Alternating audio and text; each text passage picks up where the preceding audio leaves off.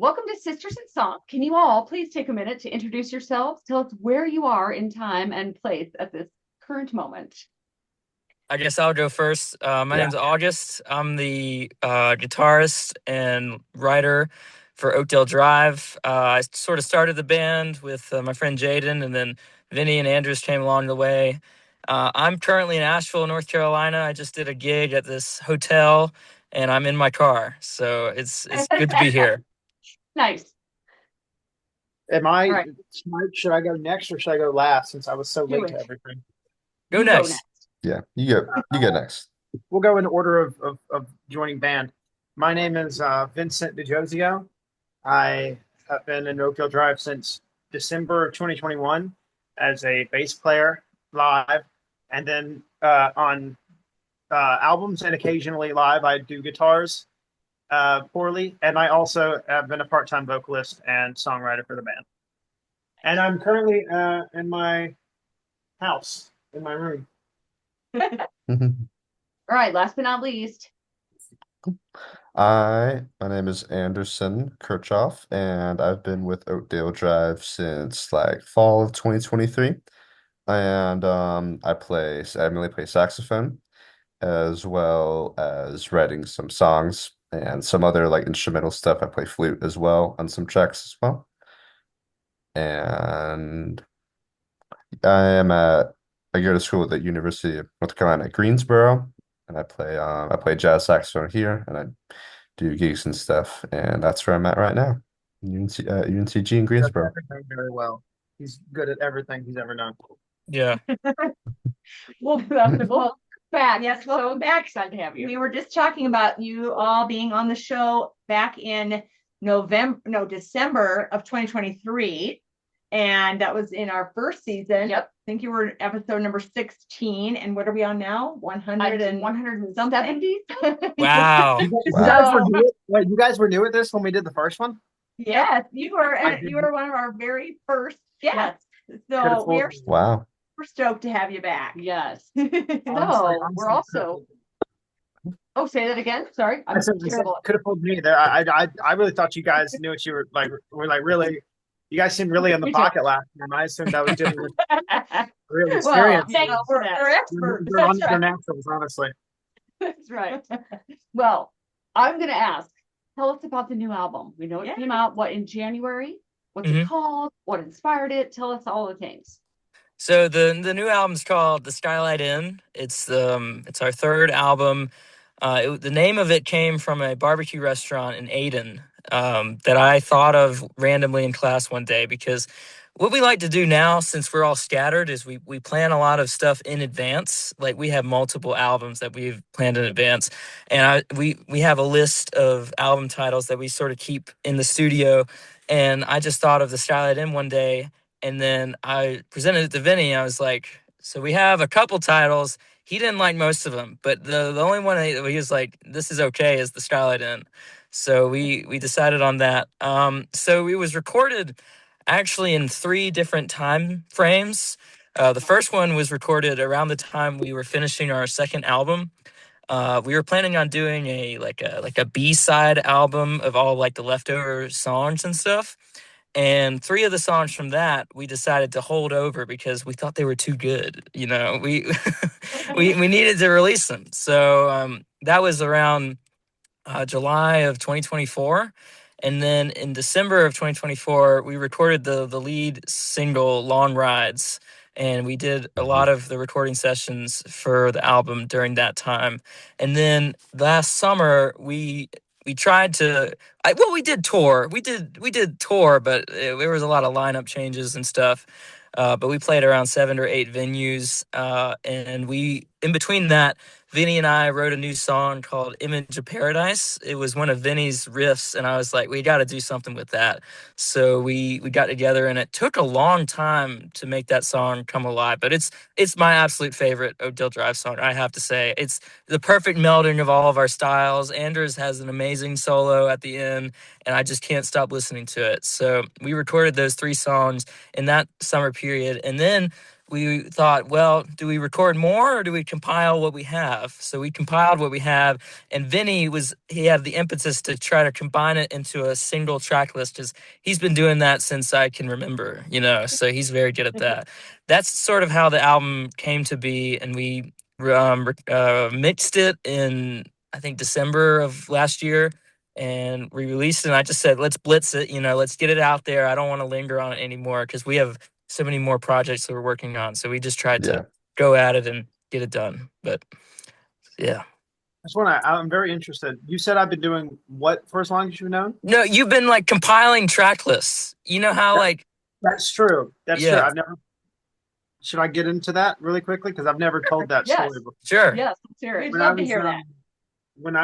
I've always had like a passion for track listing. I think just like the flow of an album is very important. I think the perfect album length is like, I've always said it's like 12 to 14 songs, for me personally. And I used to, like in middle school, I got really good. I would like just make playlists, and it would be a playlist of like 12 different songs from 12 different bands. And just as a challenge, I'd be like, what's the most satisfying track list I can put this in? Like, wow, I know these are from 12 different bands, usually around the same genre. And I would be like, can I try to make this sound like in another universe? It could have been a cohesive album by a single artist.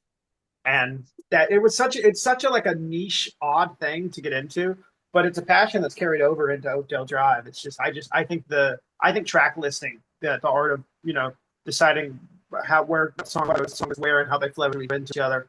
I think it's kind of an art form in and of itself that's kind of underrated. I would an album's absolutely flow is incredibly agree. important.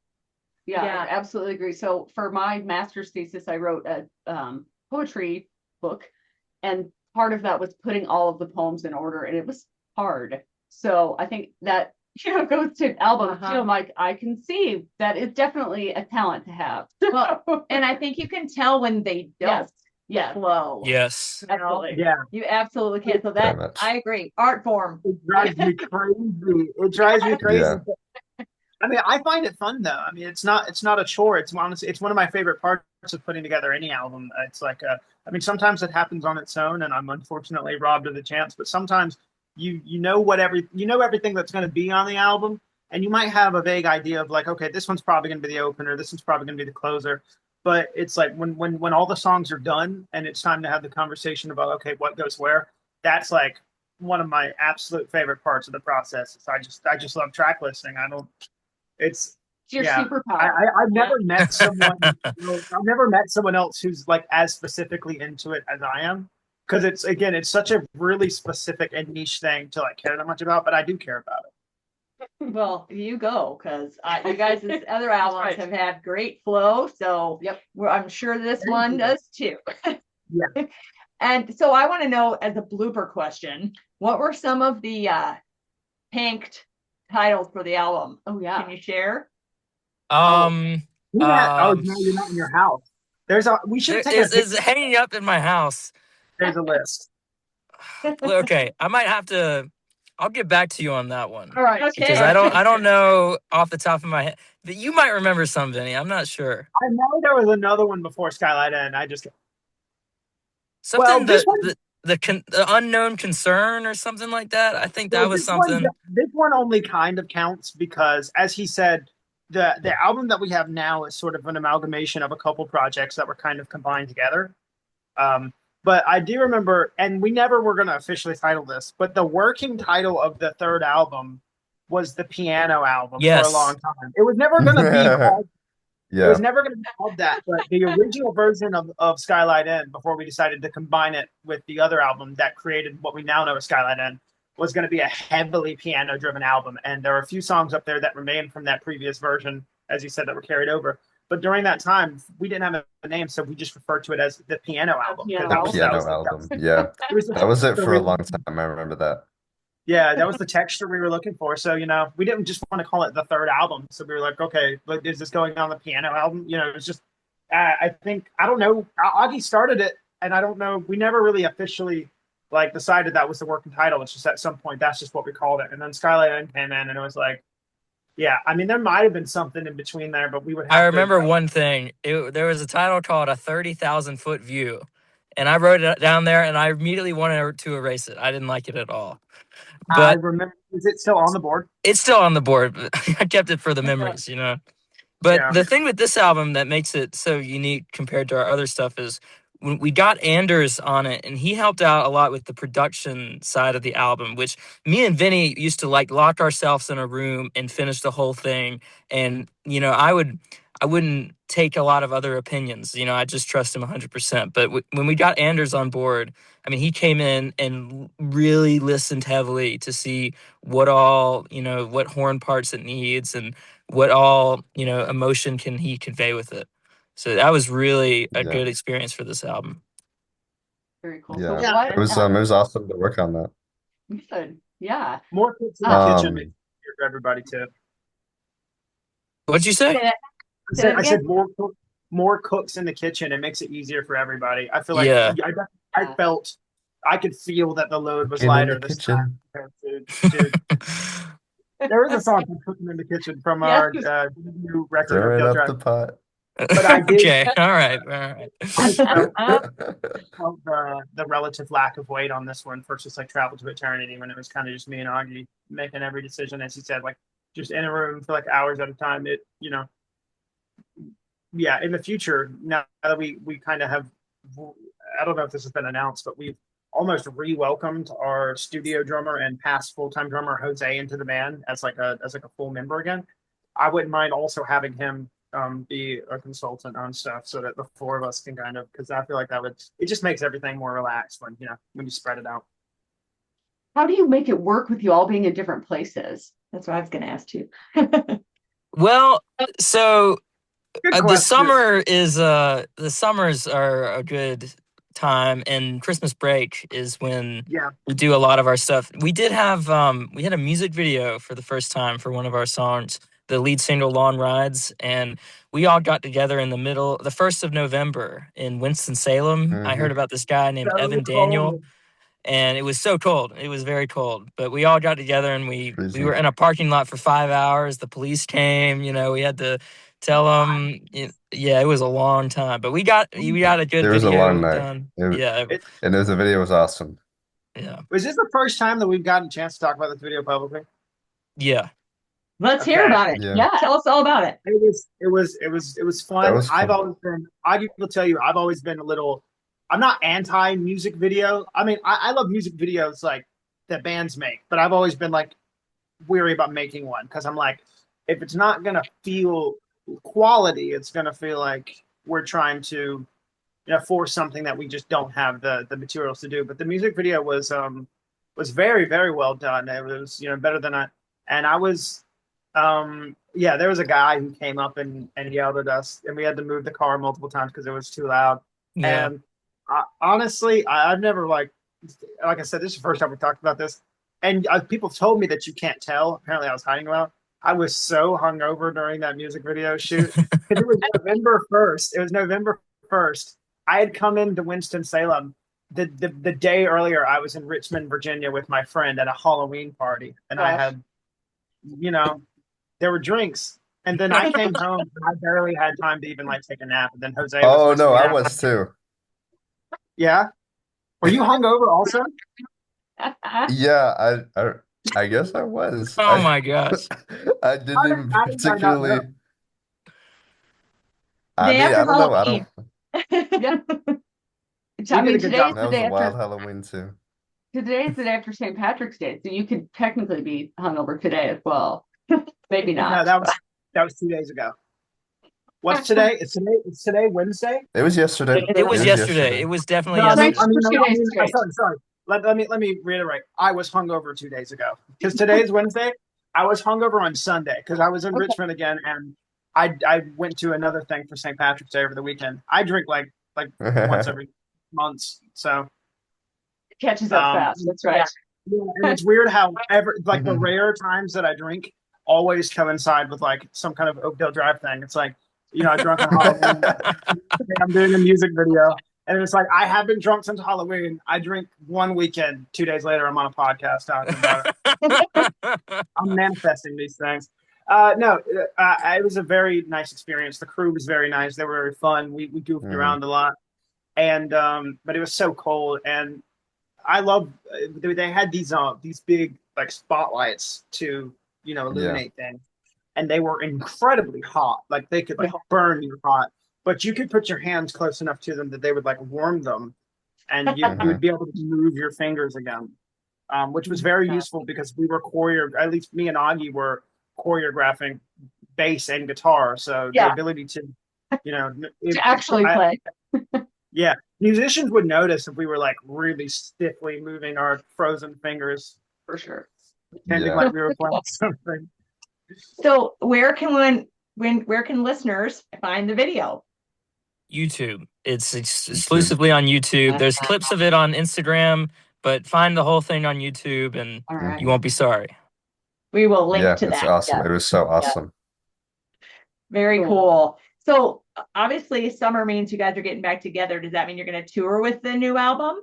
That would I be don't awesome. think so. It would be awesome, but when we played a lot live last year, we had two drummers and then they both dropped out and we had to do an acoustic set, and we played at this one Oh place my called the goodness. Trailer Bar, and it was just the three That of could be us. that last summer could be a whole podcast in itself. It Yeah, could be. yes, So it we had could. a Yes. conversation. We had a conversation a few months ago, and I presented it originally as a choice, but it was really more like notification isn't even the right word because both August and Anders already knew this, but I was just the first person to say it out loud, which was with the way that things were going, we're kind of at the moment committed to being like a mostly studio band. We kind of coined a term, which is 90-10, which is just supposed to represent that we're like 90% studio and 10% live. Like, and that might change sometime in the far future, but at least for the next couple of years, we're just focused on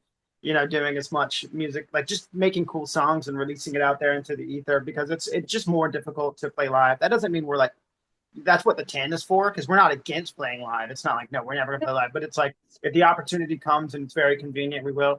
And when we do, I will be ready, because I have this my bass here. It's in the long ride through the video. But since our last thing, I got this capybara charm in Oklahoma. And I've been wanting to play this on stage so much because there's no way. Whoa. What are the Oh odds? my I gosh. just got this capybara donut sticker as well. I love capybaras. Yeah, it's my favorite animal. So I've been wanting to play this live because I want people to see this thing dangling Well, as Yeah. play I would around. But we'll imagine- see when it happens. I would imagine that it's easier to be doing things more in the studio since you are separated, Yeah. which it makes Well, sense. Yeah, it makes sense. Yeah, and it means like, especially because we're not like signed to like a record label or anything.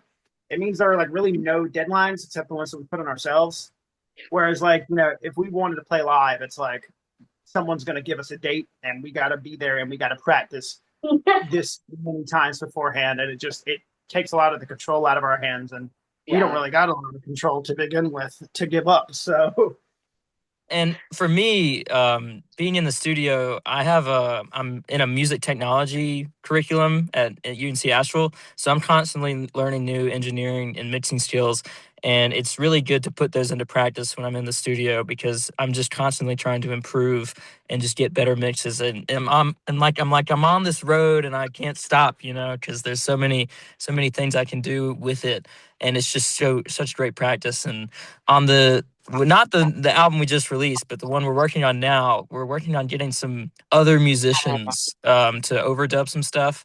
We're talking about getting a jazz trio for one of our songs, and my bluegrass teacher, his name is Mr. Wayne Erbson. He's written books. I mean, people like Billy Strings, Alison Krauss has recommended his books. He wrote a song called The Railroad Blues, and I was like, what about putting a cover on the new album? Because we have so many more possibilities with just doing a studio thing. And when we recorded the album in January, we did the whole thing live. The backing tracks was done live, and I got this new interface to record all the tracks live, and we just cut that cover. Maybe took 10 minutes, and that was it. That was fun. That's the first time we've ever recorded anything live with everybody playing at the same time. We've had to go through after the fact and touch up a couple things. Yeah. But, the skeleton, the meat and bones of the fourth album. It's crazy that in our last interview, let me finish my statement. Skeleton, Meat and Bones of the fourth album are recorded live. In our last interview that we did, I brought this up, but we are a lot more like ahead of our own schedule than I think people like realize, because we released the Skylight Inn in the same month that we completely cut the entire fourth album. So Yeah. Wow. it's always been like that. It's always been like that. That's exciting though. You always have something waiting in the Yep. wings for the next big thing that comes. Mhm. I love it. Mhm. All right, should we do rapid fire questions? Yeah, we're gonna rapid fire you guys. Okay. now. Oh man. Nothing too hard, I No, promise. they're not hard at all. Okay, the first one, and you can just take turns answering. How about this? Answer in the order that you introduced yourselves. Okay. Oh geez. Oh, okay. Perfect. Okay, Yeah, coffee or tea? Coffee, 100%, no question. Okay. Vinyl, cassette, CD, or streaming? CD or streaming? Or Or vinyl? vinyl or cassette? Okay. Vinyl, cassette, CD or streaming. I mean, theoretically, my answer would be vinyl, but I do more streaming than anything else. I do have like 3 vinyls back there. I have a record player, but I need more of a collection. Fair. Fair. Yep. Okay, first album you ever bought? Anders? He's thinking. He's thinking. Ah, man. Oh man. From what I remember, I think it was John Coltrane's Blue Train on vinyl. I think that was the first one I ever bought. That's as far back as I remember. Yeah. Anybody else want to answer that one? Yeah, I was like, I kind of want to hear Augie's answer to this question. Yeah, I want I to hear think you it guys. was Johnny Cash's Greatest Hits. I remember Nice. playing that when I was 6 years old and knowing every single song. So First album I ever bought was Nirvana's Nevermind. Very cool. Okay. What is your go-to karaoke song? You can Raspberry all- Beret, Prince. Love it. Yes. Anybody else want to answer? I've not done karaoke before. I'm waiting for the chance. I'm waiting for the chance because now I'm a vocalist in a band. I have the confidence to do it, but Get the I just chops. haven't gotten the chance in the past like 5 years. Yeah. Eventually it will Yeah, come. I would say maybe some like Radiohead songs. I would fuck with that. That'd be sick. Yes. If you Nice. gave me a They're chance, my I'd all-time do favorites. Take on Me. If you gave me any choice, I'd say Take on Me by Okay. Mm. Love it. Okay, so Augie, I know you do most of the writing, correct? Do you like to Well, write at night? now Well, it is now it's- mostly me and Vinny. You and Vinny. Okay, so do you Yeah. guys like to write in the night or in the morning? Do you have a preference? Oh, Well, it's strange because the afternoon. yeah, the afternoon. afternoon Okay. mostly, yeah. Fair. Yeah. Okay. Okay. Do you write lyrics on paper, phone notes, or voice memos? I'll Phone let you. notes. This is Phone two different. notes. There's 2 different answers. Yeah, I write lyrics on phone notes, but I have so many voice memos of everything else. Yeah. Every other part of music, I do voice memos of. Okay. Do any of you have a pre-show pump-up song that you like to listen to? Do I have a I do pre-show? listen to music like religiously all the time, to the point where it annoys some of my family members. But I don't think there's any like specific song. I think I just, funnily enough, I rarely ever Yeah. listen to anything we're gonna play on the set, because if I'm listening to a song, especially like a cover, if I'm listening to like a song that we're about to cover, that's usually a bad sign. I should probably know what it sounds like by that point. I think I Yeah. played Cult of Personality a couple times before going on stage because that's like a hard hitting one, that gets Yeah, you going. right. So. That used to be my Anderson? favorite song of all time. Hmm. Any pump-up song for you, Anders? Maybe I feel like there was definitely some. I can't remember exactly which ones, but I know that I would do that. Like before I would go to a gig, I would put on certain kinds of music or certain music and to kind of like get me in the vibe that I want to play for. I think usually it was a lot of the times like the songs that I was most excited to play, like Oh. maybe songs that I had like wanted to cover that I kind of brought up, and I would kind of listen to those and be like, just excited to play them. Get you in the mood to play them. Yep. Okay, dogs, Right, cats, yeah. fish, or birds, Or reptile. or horses. Cats, 100%, no question for me. Probably dog. I had one really good bird, but the rest of them were kind of mediocre.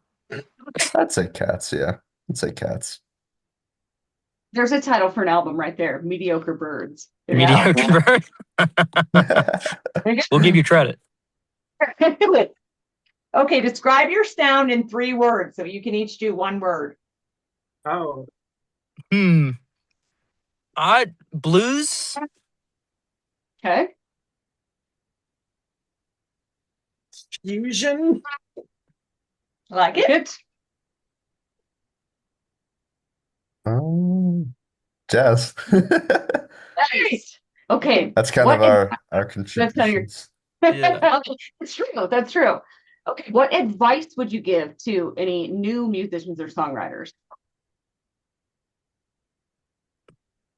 Um, yeah, don't listen to anything I say. Is the first bit of the No, I mean, I would say, hmm.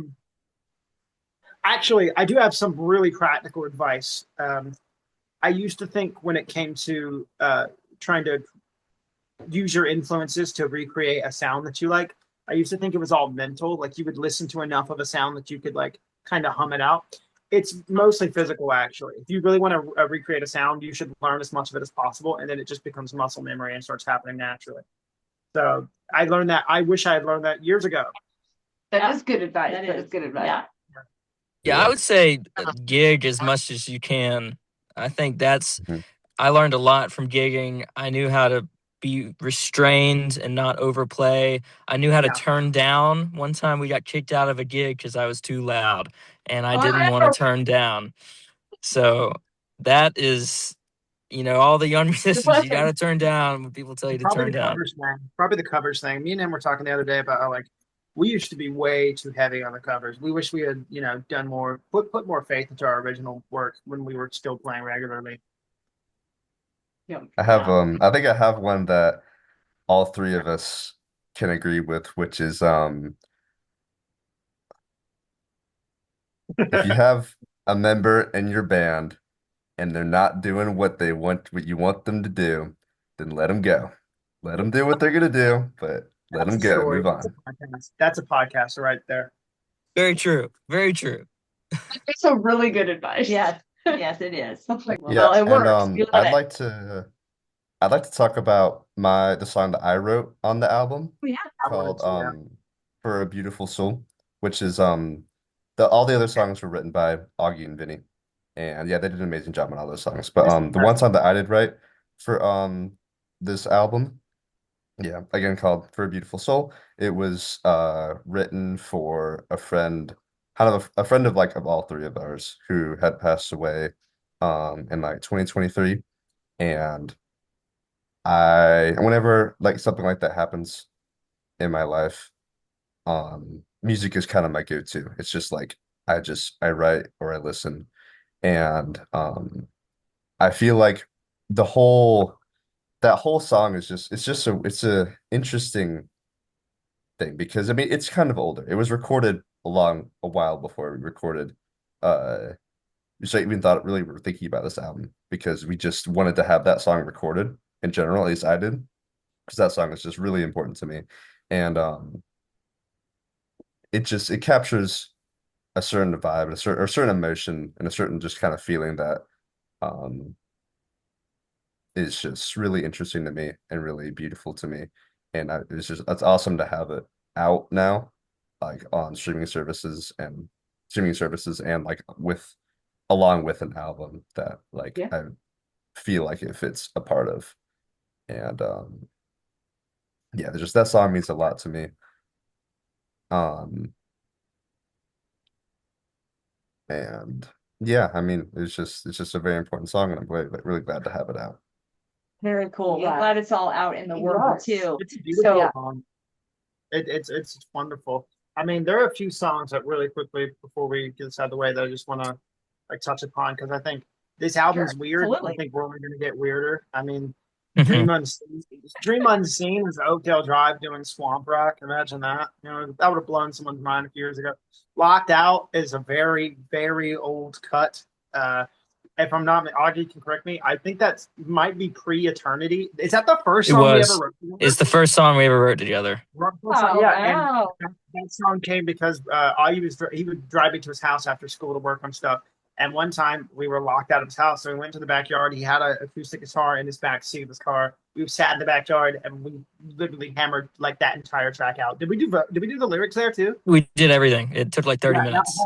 but that song's been waiting in the wings for a little bit. Frozen in the Way was also another one that I think was considered for Eternity, but it was just too early in development to make it right. That one was like written around that time, but it was just so early and we didn't really figure it out in time for the album. The Final Say is one of my absolute favorite ones because that bridge riff is something that I've been sitting on for so long since like I was like 16 maybe, like when I first joined the band. That's something. And then I'm looking at the set list here. I'm trying to make sure everything at least a lot of these get a shout out. Storybook Ending was something that me and Augie worked out as like a cool little outro to the album. Originally, it was just the ending of the opening song for All the Tea in China, and of course, they have like the same key and texture and tone, so you can hear that they're supposed to be one piece. But we decided to kind of split it up and give the album a really cool ending at the end. And then Here Are Calls is definitely one that I want to give a little bit of a shout out because the process of recording that one was very interesting. Specifically, me being in Augie's parents' little closet singing. It's not little. It was like it's like your average size closet, but most closets are small. And I was in there, surrounded by clothing, and I was singing for like 2 hours on this song. So I will never forget the process there. Augie, I didn't touch on Overture of Innocence. Another one of my absolute favorites. It got its. I kind of dubbed it that because I thought the soundtrack sounded like something from like a video game I would have played when I was a kid. So like I was thinking specifically like Mega Man, just something arcadey. So I wanted Overture of Innocence being like just youth. I think the only one I haven't touched upon are the Dream of no. The only one I didn't touch upon For All the Tea in China. You want to do Tea and Flaneur because I think they deserve. Yeah, I'll do it very briefly. For All the Tea in China was written in around March of 2024, and it's a song that means absolutely nothing. The lyrics mean nothing. They have no relevance. You can find the relevance, but literally there's no relevance. I'm sorry, but it's just very it's catchy. It came to me instantly, and I showed it to our bandmate, and he was like, you got to put that out there. It's such a good song, So I was like, well, let's just put it on the first track. And Vinny added a lot of stuff to that with his sort of rock feel. It was originally supposed to be like a folk song, but he sort of rockified it. Flaneur was a song I wrote in Ireland. I went to Ireland last year, and I would walk around. The meaning of flaneur is to be an aimless wanderer. So if you walk into a town and you have nowhere to go and no impetus to do anything, you're a flaneur. And I thought it was such a cool title. So I had the music that I wrote a couple months ago, and I recorded it for a project that I did as a travelogue to Ireland. And then we were compiling the songs for the Skylight Inn, and I was like, I really want that up there. And then we recut it as a band, and Anders added a really melodic solo to it. And it's something, it's almost akin to something you'd hear in the 1930s. I mean, I really tried to go for that sort of sound, and has an interesting progression. It's one of my favorite Oakdale Drive songs, and I just love talking about it too. So China was a great opener because it kind of carried over the style from the last album. It's a great bridge. Yeah. Well, we are glad that you guys gosh. shared all the information about all of Yes. the songs because that's exactly why we wanted you to come back and Yep. tell us about this new project. And we know you got a lot of stuff coming up, so feel free to hit us up again. We'll have you back on for the next Will do. project. Yeah. But Yeah, first that's of all, we fun. want you to do your shameless plug. So tell everybody where we can find your music, your social media, all that stuff. Everywhere. We post it pretty much everywhere. If y'all Planes. want a vinyl, if anyone wants a vinyl, just email us and we will make it for you. It's not cheap, but we did sell one vinyl at a show. We've sold one record, which is more than most bands that I know. So And yeah, That is just find us fantastic. at Spotify, Apple Music, all those services. Just and Planes. if you want a list of it, we have it on Instagram. So just go to our Instagram bio, and all the songs are there. So You didn't say the planes Awesome. then. oh yeah, we're on planes. Well, I said it on the last podcast. I think that would be redundant to That's say it it again. every time like you just said. Oh, okay. Oh my God. Well, Those thank are you guys. You are fantastic. You made me Yes. laugh, and this was awesome. We're so excited for your new Yes. your album and your new stuff coming out later. So Yeah. keep in touch. We will be posting you all over the place. Yes, and excited to see, once summer comes, what's gonna happen after that. Yes. Oh yeah, yeah. You